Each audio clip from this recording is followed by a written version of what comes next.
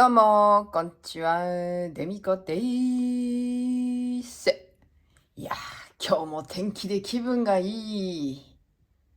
でね、今窓からね、空見ててね、遠くの方に雲はあるんですけど、私の目の前の空はですね、真っ青ですわ。ね。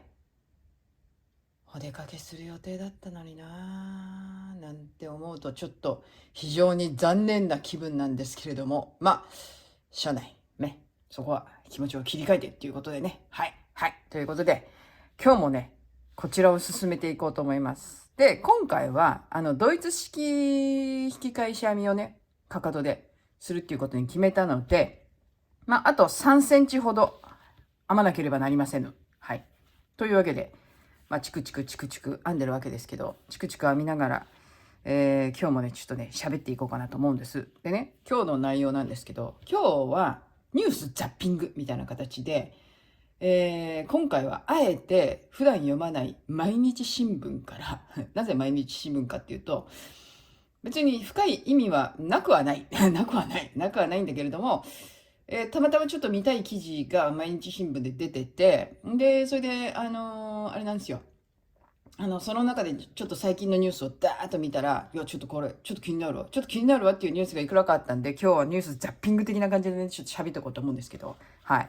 じゃあ早速ね、これ、ちょっと編み進めながら、どんなニュースを語るかって、まずは国外のニュースからね、外のニュースからいこうかと思います。で、その後日本のニュースね、やっていこうかなと思うんですけど、はい。まず一番目についたのが、ホテルルワンダの英雄釈放、テロ関与疑いで服役、米要請ね、アメリカ要請で減刑っていうことなんですけど、皆さんホテルルワンダの映画見ましたか？私も見ましたよ。はい、見ました。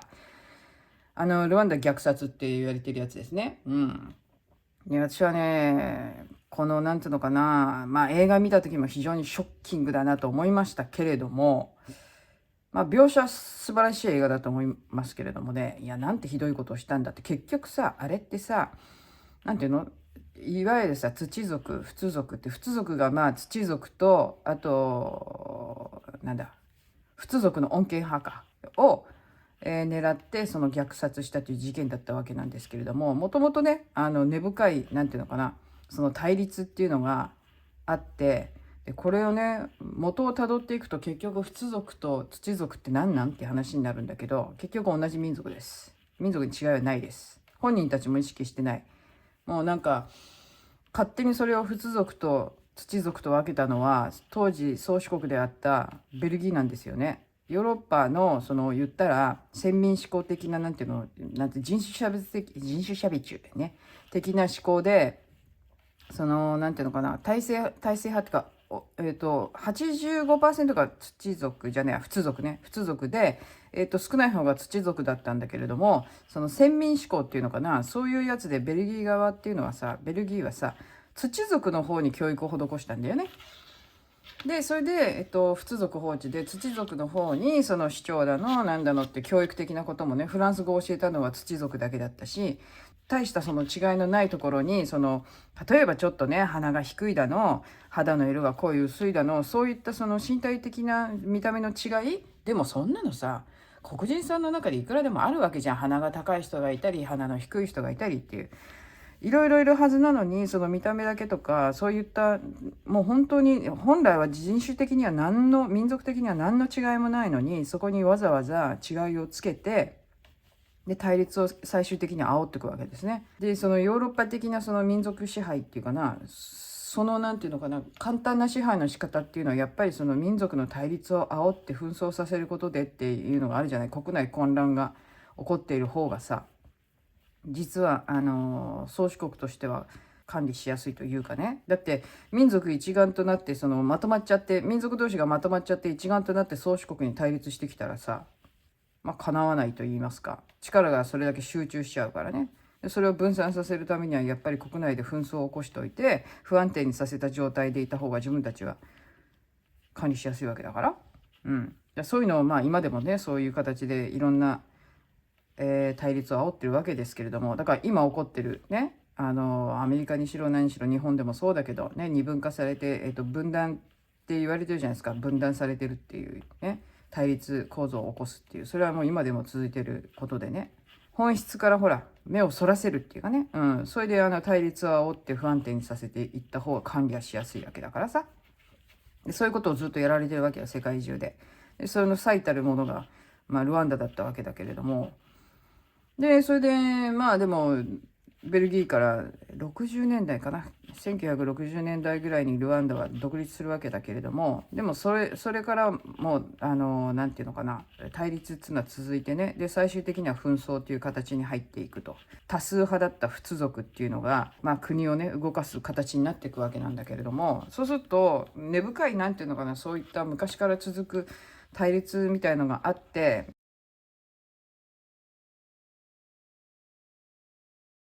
でその少数派である土族、そしてその強硬的なその仏のね支配に、対して穏健派だった仏族っていうのがもちろんいるわけで、その人たちを除外しようとしたわけですね。で民族的にそのなんていうのかな、草の根から始まった虐殺でも何でもなく、あれはやっぱり国策っていうかね、国会の中でその虐殺について話し合われてたぐらいで、つまり土族がいなくなればいいね、普通の穏健派がいなくなればいいということで、当時その政権を取っていた仏族が、ラジオとかですごい煽るわけですよね。土族が仏族に対して襲撃を行おうとしてるみたいな形でどんどん煽って、だけど本来であれば土族も仏族ももう当時はだから混ざって住んでたわけで、それで虐殺が始まるとね。で虐殺が始まって、ある日突然隣人が殺戮を行うようになっていくわけですよ。で当時なんでこんなになんていうの虐殺が抑えられなかったっていうのは、アメリカの弱腰とね、で国連のその PKO がいたにもかかわらず、それを引き上げていくわけですね。でそれ理由っていうのはちゃんとあるんだけれども、もともとはだからルワンダ紛争っていうのがあって、前年から始まってたね。でそれが当時その虐殺が始まった時はその停戦状態だったっていうのがあって、で PKO はその停戦をその監視するためにいただけで、その虐殺に関してじゃあどう関われたかっていうと、実は国連のそのなんていうの、許可がないとその虐殺については何も手出しができない状況だったっていう。ただ紛争の停戦の監視のためにいただけだからね。でさらに加えてアメリカが及び腰だったんで、結局は引き上げることになっちゃうわけですね。それも映画のシーンで書かれてたと思うんですけれども、でそれで見捨てた形になるわけですよ。でそれでで当時派兵してたフランス中心にしたその仏語圏ね、フランス語圏のアフリカの、連合軍か、その時フランスは判断を誤って普通側についちゃうんだよね。でそれで後にあれは間違いだったってフランス側は認めてるんだけども、で今政権を取ってるのが土族の人なんですけど、実はその人が、当時、国外に難民として逃げていった人たち、仏族土族含めてね、で仏族の人たち特にね追っかけて、殺害するっていうぐらい必要に土族側も実は裏ではそういった形で仏族を殺害していたっていうことが明るみになってるわけなんですけれども、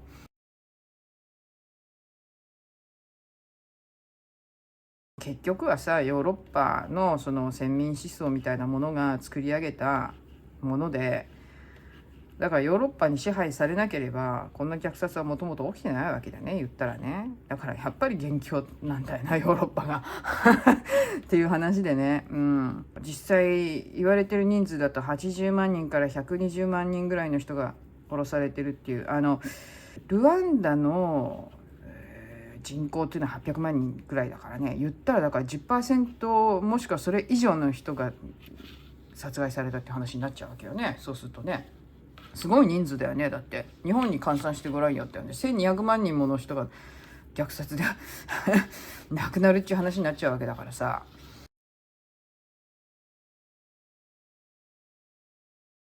もっとだからアメリカが手を突っ込めていたら、アメリカとか国連とかが手突っ込めてたらこんな人数は死ななかっただろうっていう判断には今なってるけど、でも実際なんだ隣国にね200万人ぐらいその難民としてこう出ていったわけだけれども、その人たちだって何千人っていう、まあ、万に達する人数だと思いますけどね、また虐殺されたり、あとは難民キャンプの衛生状態が良くないから。だって結局さ、隣の出てったってなんだブルンジとかさ、どこでしたんだ、あとはタンザニアだのなんだのって、近隣諸国に逃げてって、でもアフリカですから難民キャンプって言ったってね、当時は言われてたよね。相当だからコレラとかさ赤痢とかでさ死んだんだよね、やっぱりね。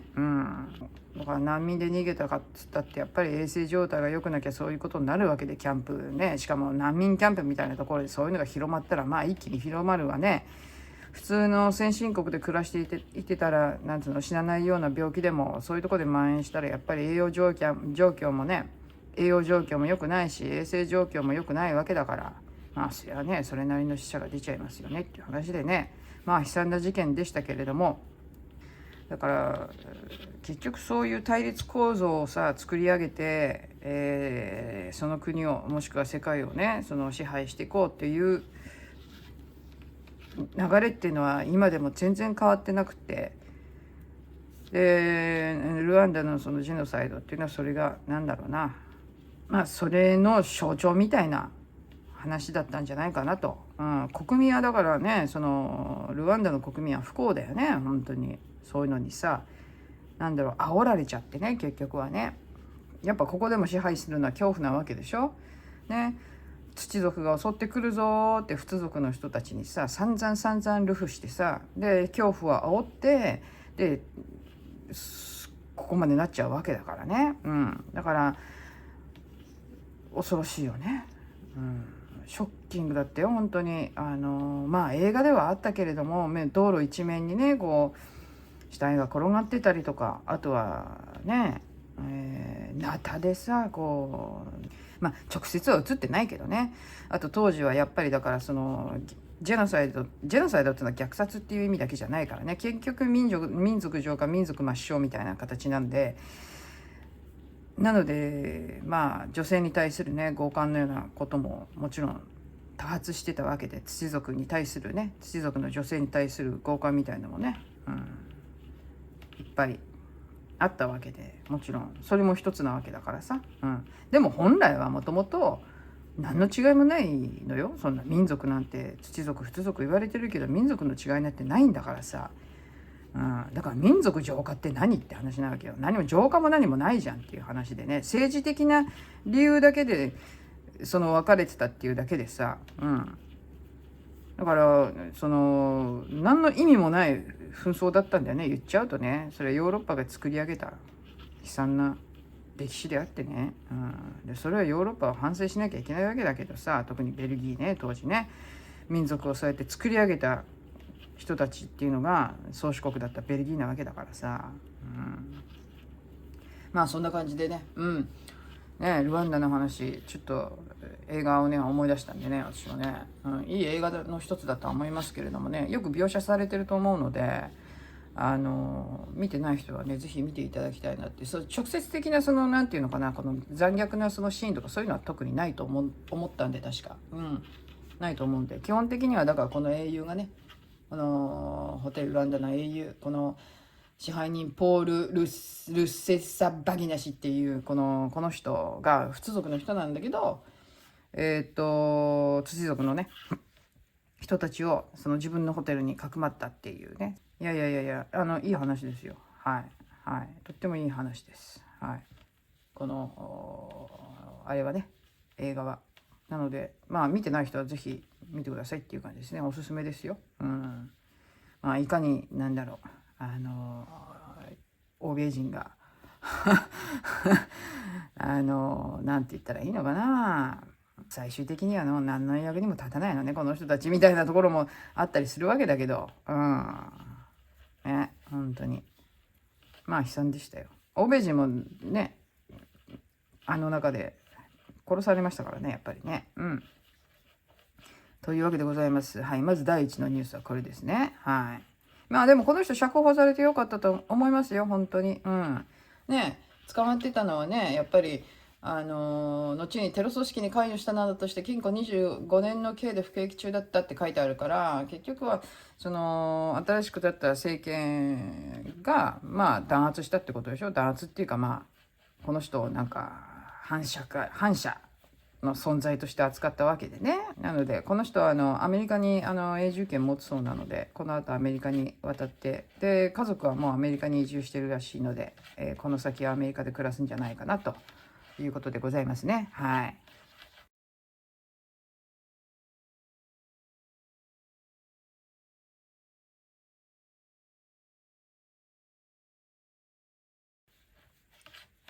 じゃあ次のニュースいきますか。一つのニュースだけでこんな喋ってるの大丈夫か私。チャカッチャカいくよ。じゃあ次からね、チャカッチャカいきますよ。はい。はい。はい。これ、気になるニュース。これ、ね。2035年以降も、EU ね、EU2035 年以降も、エンジン車販売容認禁止法案にドイツが反対。まあ、最後になって、最後の最後でドイツが反対してきましたよって話で。うん。ヨーロッパって結局なんだ2035年までに内燃機関を積んだね、車の販売を禁止しようっていう話になってたわけなんですけれども、まあ、でも無理じゃねえかって話が出てきてたわけですよ。うん。で、その中でようやくドイツがやっぱり反対っつって。まあ条件付きなんですけど、ちょっと読むとね、欧州連合、欧州連合欧州委員会とドイツ政府は25日、2035年以降も条件付きで内燃機関エンジン車の新車販売を容認することで合意したと明らかにした。当初、すべてのエンジン車を禁止する方針だったが、水素と二酸化炭素を原料にした e-fuelと呼ばれる合成燃料を使用する新車に限り販売を認める。電気自動車を進めてきた EU が方針転換を迫られたっていう話なんですよ。ちょっと有料記事なんでこの先読めないんですけど、これ気になるのがさ、水素と二酸化炭素を原料にした e-fuel と呼ばれる合成燃料を使用する新車に限りっていうことなんで、まあ従来通り要はだから、ガソリン車はダメだっていう話なんだよね。まあ、アホかっていう話なんだけれども。ここに、あれハイブリッドはみたいなね。うん。まあ、トヨタはまあ、水素をね、推進してるわけだから、まあ、あれなんですけれども。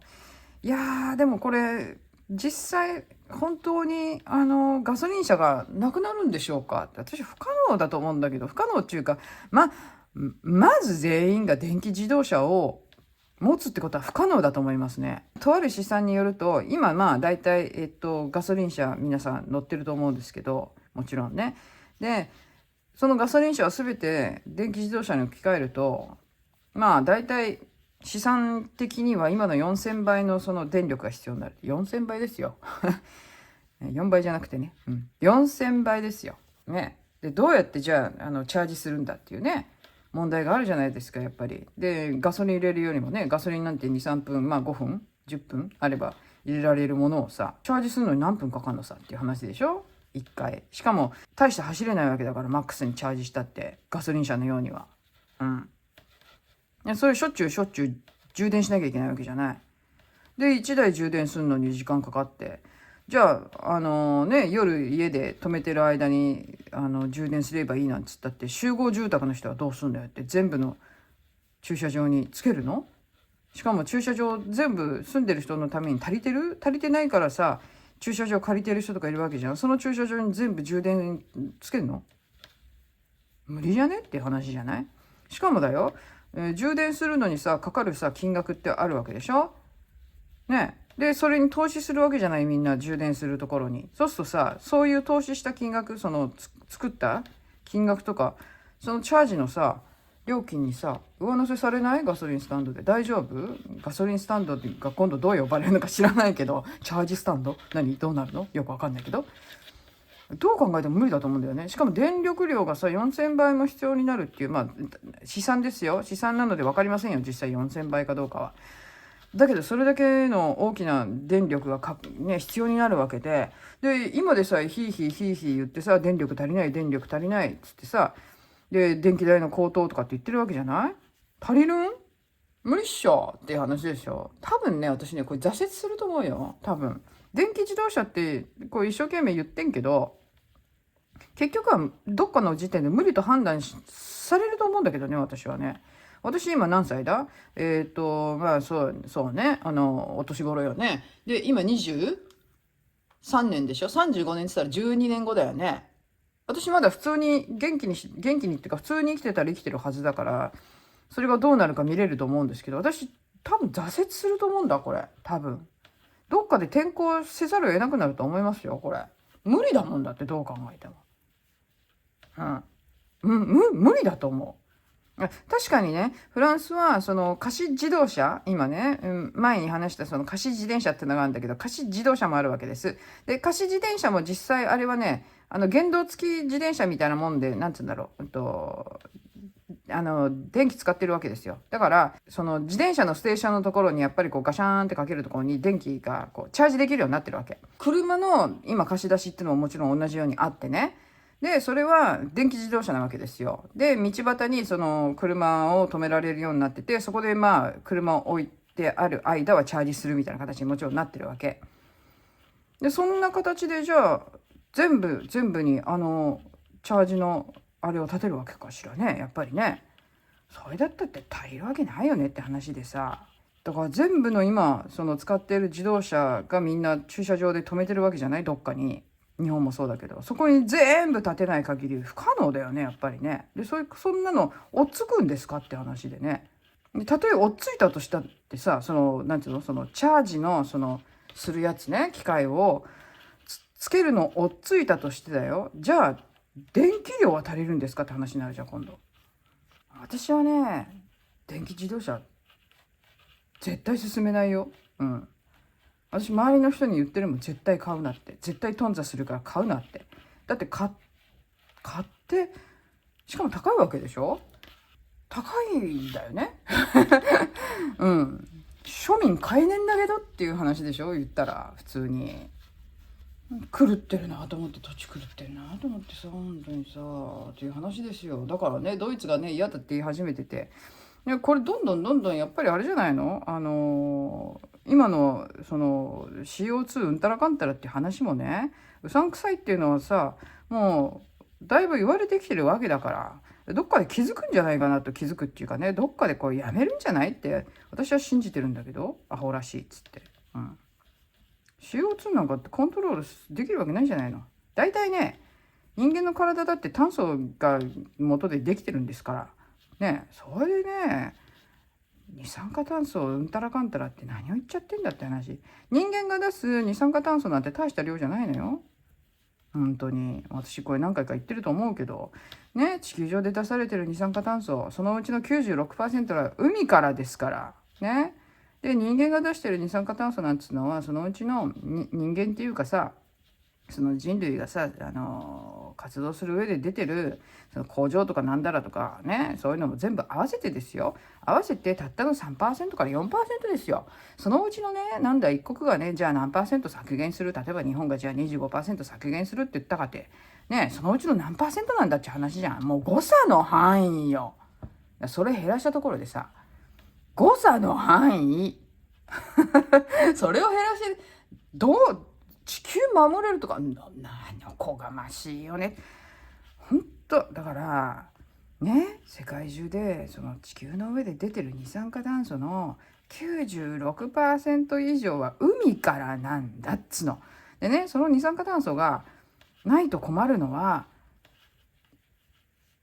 森林たちですよね。アマゾンとかいっぱいね、木植わってるところね、木は二酸化炭素がないと生きていけないんですよ。本当に話しょうがないと思って。いやだからね、そのたかがね、地球上でね 3% 4% の中のね、さらにね、それのね、一国のですよね、一国がね、自分のところで出してる排出量の 30% 下げようが 40% 下げようが、地球にとってはもうなんか誤差ですわ。どう考えても。誤差。そんなものね、例えば火山が一つボンと噴火したら終わりよ。ね。毎年どっかで火山とか噴火したりとかするじゃない。で日本だってさちょこちょこ噴火もするし、この前はねあれじゃないの、あっちの方で、どっちの方だっけ、サモアじゃないやトンガだっけね、あっちの方で噴火があったじゃない。あんなのボーンと一発やったら、人間が一生懸命減らした CO2 なんてのはもう本当に、何の意味もないよって話で。だから地球っていうのはさ、もともとさ二酸化炭素から始まってるっていうかそんなもので地球がどうこうなるわけないじゃんってさ。だから全部あんなのまたさ、もうプロパガンダにしか過ぎないっていうか、そこで儲けようとしてる人たちのなんかねえまやかしにしか過ぎないっつうの。ここで喋っても何の意味もないんだけどさ、あんなのはさ、だからさ結局そういうとこにさ利権持って群がってる人たちのまたそういう話なわけだよ。結局陰謀論でも何でもないのよ、これ事実だから。本当にだって数字見たら分かんじゃないんだって。地球上で出てるね CO2 のうちの 96% 以上は人間がどうこうできるものじゃないって話よ。本当に誤差です。というわけで、はい、温暖化何それ、なわけないじゃんって話でね、それよりもよっぽどね太陽のね活動のせいで地球が暑くなったり寒くなったり、そっちの方が影響大きいんですよ。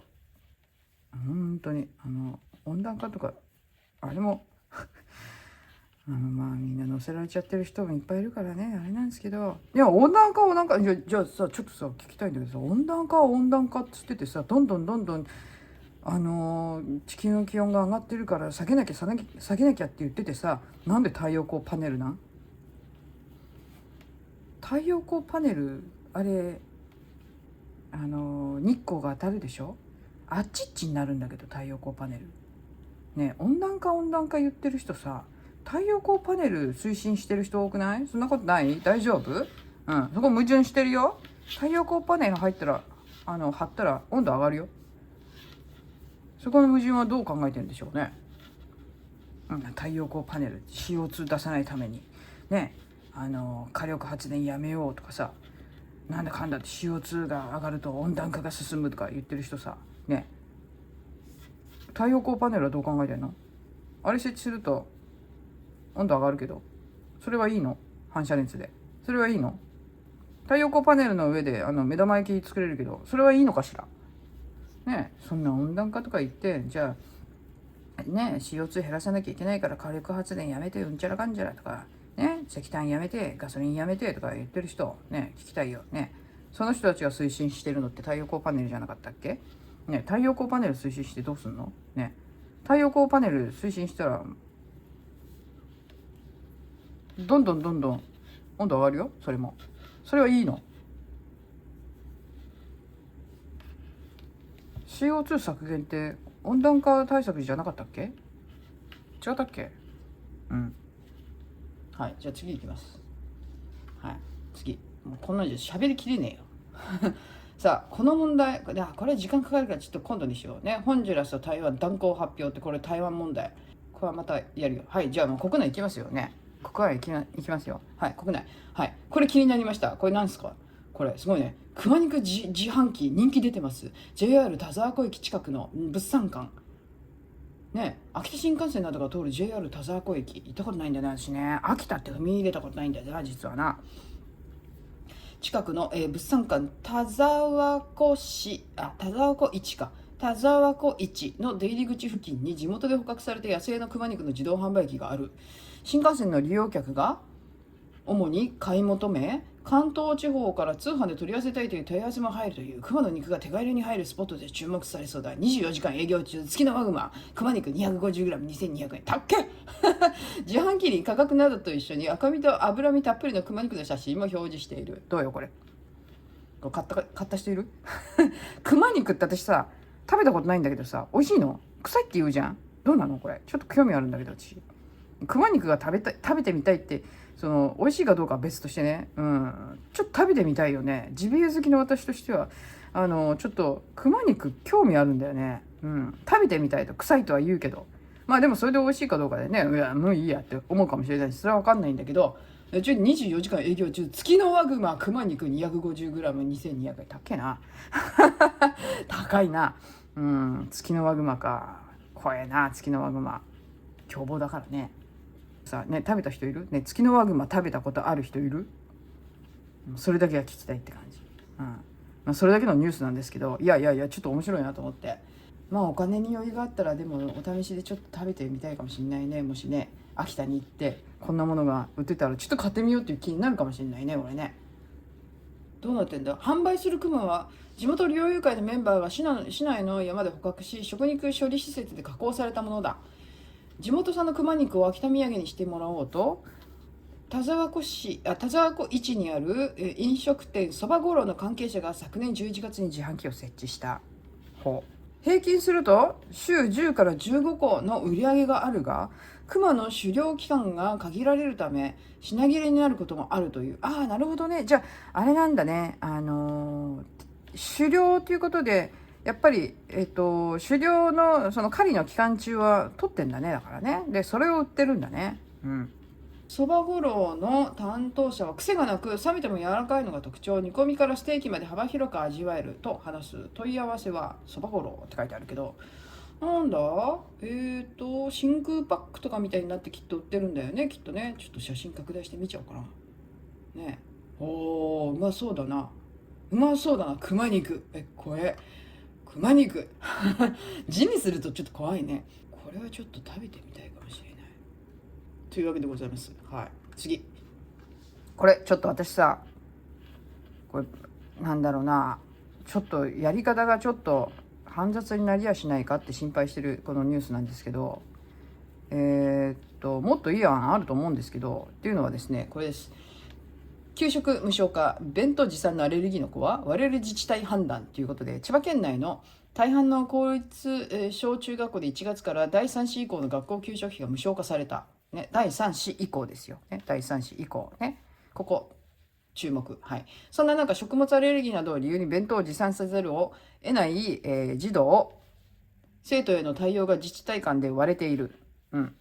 給食費担当額を支給するかどうかについて、毎日新聞が県内の人口10万人以上の17市にアンケートしたところ、5市が支給を決めている一方、12市は全て自己負担としていった。一部の児童生徒が無償化の恩恵からこぼれ落ちている実態が浮かんだっていう話なんですけど、バカなことしてるよねと思っちゃうんだよね、私ね。こんなのさ、無償化じゃなくってさ、普通に払わせればいいじゃん。ほいで第三子からのさ、その子供手当っていうか、その児童手当、今なんていうの、子供手当、昔は児童手当って言ってたけど、児童手当の金額引き上げればいいじゃないって思っちゃうのね。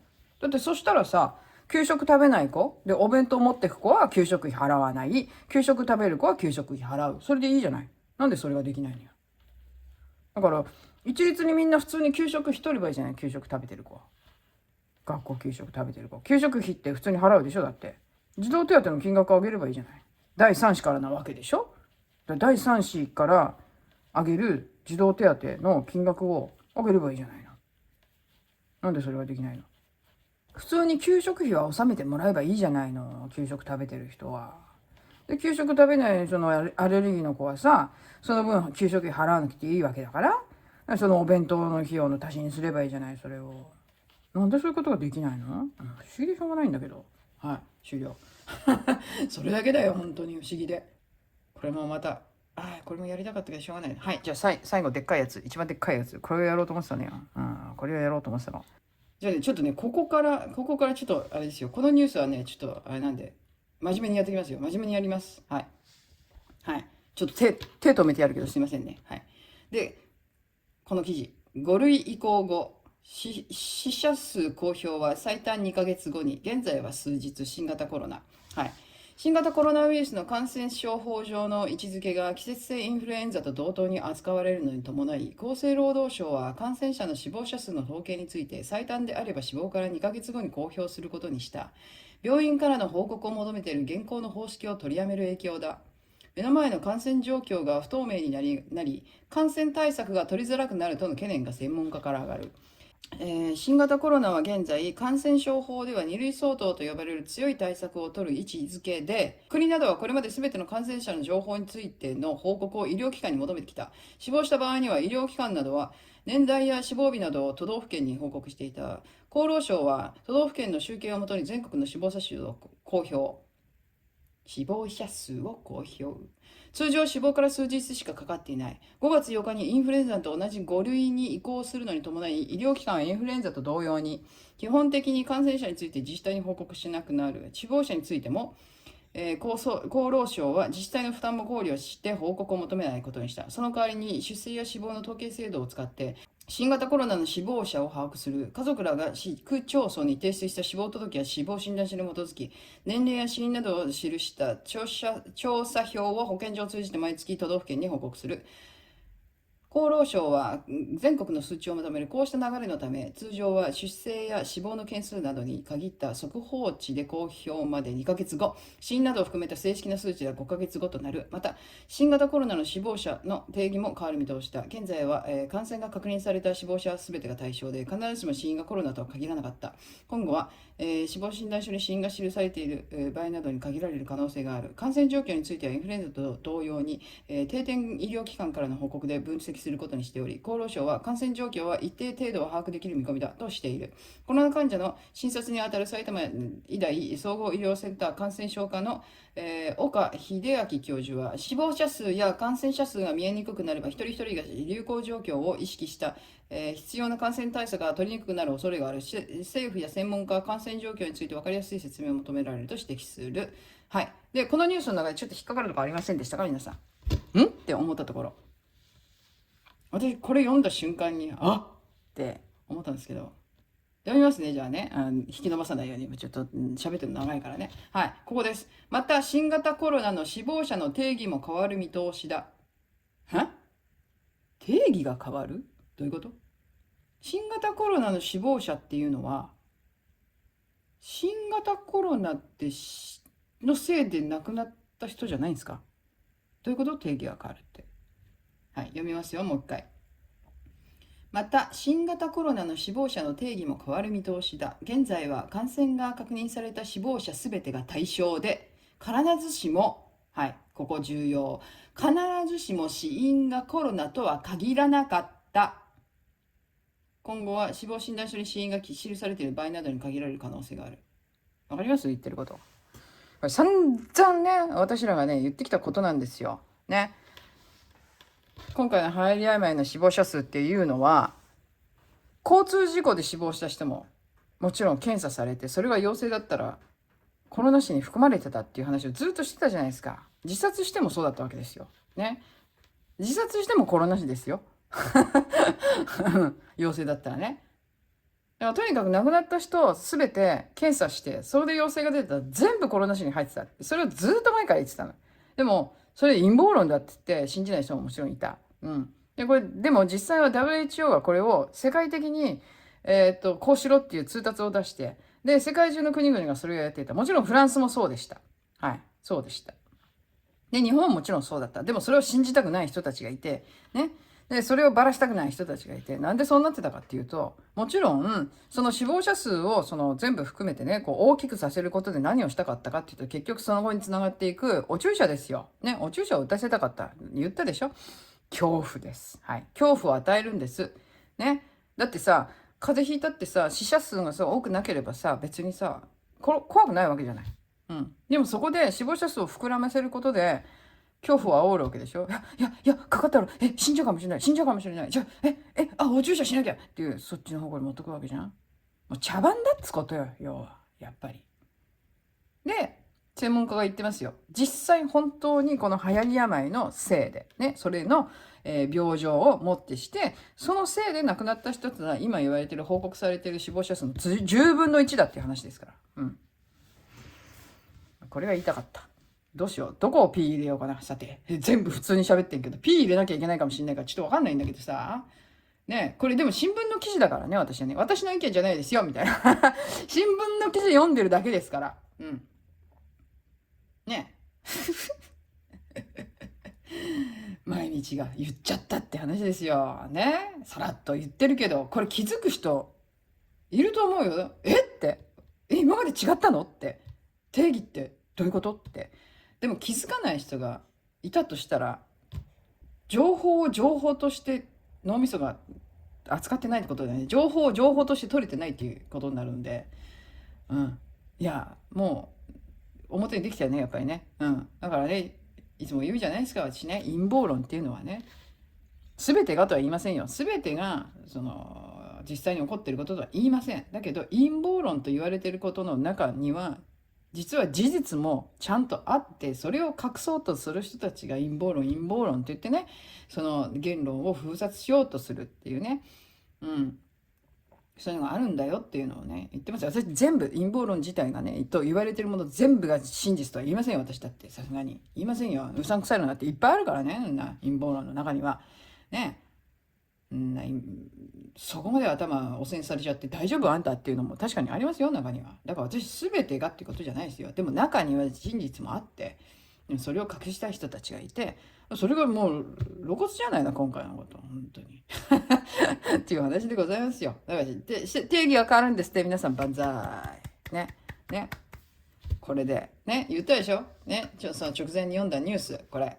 ね。死者は22人だった。先週の日曜より、感染者がね、約、400人増えて。ね。全国で。で、死者は、22人だった。ね。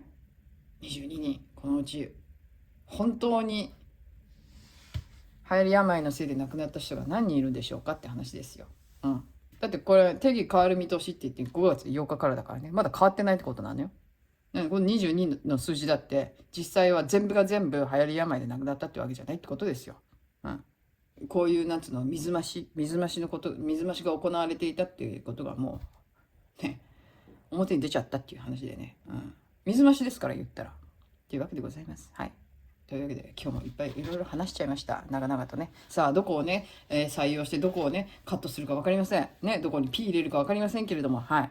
というわけでございますよ。今日はじゃあここまでっていうことにしようか。はい。ここまでお付き合いいただきましてどうもありがとうございました。ね、さっきちょろっと測ったら16センチまで来た。2センチぐらい進んだよ。結構進んだよ。うん。次はね、かかとやってきますよ。ね、かかと。ドイツ式やってきます。久々に。はい。ね、日本式よりもドイツ式のが楽ということでね、やっていこうと思うんですけどね、久々にね。というわけでございます。はい。というわけで、じゃあ、次は、ライブかな。ライブでお会いすることになると思います。はい。ライブ前日に撮ってます、これ。はい。というわけでございますので、はい。では皆さん、すぐにお会いしましょう。ということで、本日はここまで。じゃあ、さよなら。ちゅうかね、朝ごはん食べてないからお腹グーグー。何食べよう。そうだ。昨日作ったあれを食べよう。それは何かというと、ライブでわかるよ。じゃあね。バイバイ。